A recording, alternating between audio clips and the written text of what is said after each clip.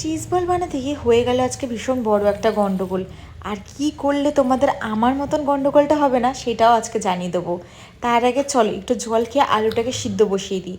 আর সিদ্ধ করা আলুর মধ্যে এবার ধনেপাতা, টমেটো, পেঁয়াজ, কাঁচা লঙ্কা আর একটু নুন, লঙ্কার গুঁড়ো, চিলি ফ্লেক্স, অরিগ্যানো আর একটু কর্নফ্লাওয়ার দিয়ে ভালো করে মাখিয়ে নিলাম। এবার আমি এখানে এই চিজটা নিয়েছিলাম চিজ ব্লক, যেগুলো আমি টুকরো টুকরো করে কেটে এবার আলুটাকে ভালো করে হাতের মধ্যে ইয়ে করে মাঝখানে একটা করে চিজ আর একটু মজেরেলা চিজ সমস্ত জিনিসটা দিয়ে আবার একটা গোল পাকিয়ে এখানে আমি কর্নফ্লাওয়ার গুঁড়ো রেখেছিলাম জল দিয়ে আর নুন দিয়ে, সেটা দিয়ে তারপরে বিস্কুটের গুঁড়োয় ভালো করে ডিপ করে নেবো। সেম প্রসেসে আমি সবগুলো চিজ বল বানিয়ে দেবো। এত অবধি সব ঠিক ছিল। এবার হয়েছে আমি অতিরিক্ত গরম তেলে চিজ বলগুলোকে দিয়ে দেওয়ার ফলে হয়ে গেছে একটা ভুল। একটু পরে চিজগুলো ফেটে বেরিয়ে যাচ্ছিলো। তোমরা লো টু মিডিয়াম ফ্লেমে ভাজবে। আমার একটা ভুলের জন্য আমার চিজ বলটা আজকে এরকম হয়ে গেল।